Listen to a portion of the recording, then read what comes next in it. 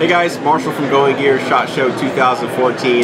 So last year we had some really nice conversations with a bunch of different designers from the knife manufacturers. We're talking to some of the CRKT guys again this year. So here we have designer extraordinaire Lucas Burnley. He's got a knife he's going to talk about. We're going to talk to him about a couple other things. So why don't you tell us about your first CRKT offering? Will do. So first model I'm bringing out right now is the Obaki. I've been doing this for 9 years now, and at this point, even it's so simple, but it's stayed one of my most popular sellers. So I'm really happy to see it go into production. So one of your custom models that you've been doing well with? Absolutely, man. Yeah. Like I said, 9 years. So yeah. So why don't you explain the sheath system a little bit more? Because I saw you demonstrating it earlier, and it's a pretty cool concept. So basically, again, it's one of those things really simple, just kind of purpose driven. Yeah. I call it the ripcord, and basically the way it works is tethered into your belt line. So stand up and give you guys a rundown of it. Absolutely. All right? So I'm going to sit down. It's the end of the day. So basically, we're inside the waistband, and what's cool about this is as you draw, the knife clears your body before it clears the sheath. So when you're dealing with inside the waistband stuff, a lot of times resheathing is an issue because you're digging around inside your belt line. With this, it's more like a Japanese saya. You're able to resheath really easily. Another cool aspect of it is if you transition to a vehicle and your knife is on the side, when you sit down, your handle's facing back into the cushion. With this, you're able to take it back around to the front, go to appendix carry, still be able to get to the knife, draw, and clear your body. So less of a risk of disemboweling yourself is what I'm hearing.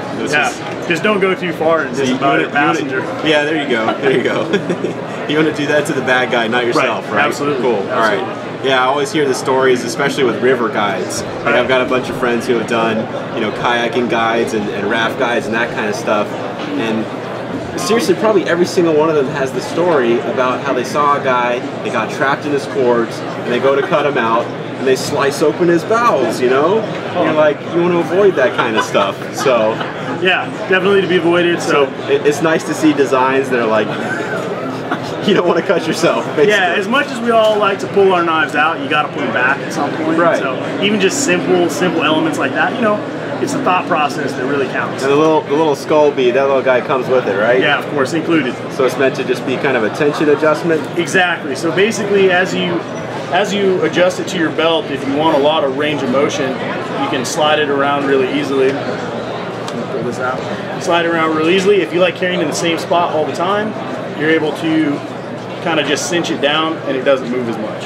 When do we get this version of it? Oh man, what's funny is that's actually just my shop knife. Yeah. That's like my dirty, nasty pencil sharpening, sandpaper cutting knife.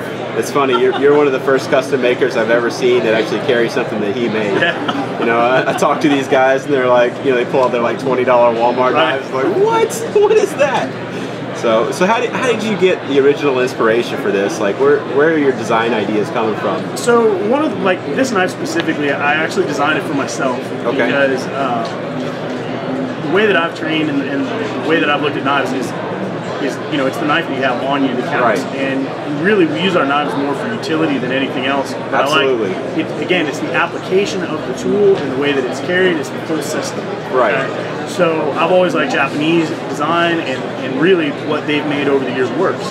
So I scaled it to fit my needs. I added my style to it and materials, and that's where this design came from. Overall design style, I like to borrow from kind of ethnographic kind of cultures as far as like a bolo or a parang. I like to take some of the curves because it's stuff that's worked forever. Right. A lot of the cultures, they got these huge machetes that they use for everything. Right. So well, you can do it like big knives. You look at that. You can do the work that you need to do with a big knife, and the same work that you can do with a little knife, but vice versa all the time. Right. So yeah, it's a very, very cool application. I like this a lot.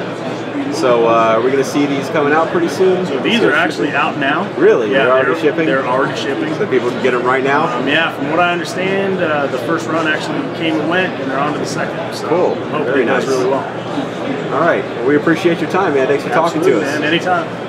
Take it easy.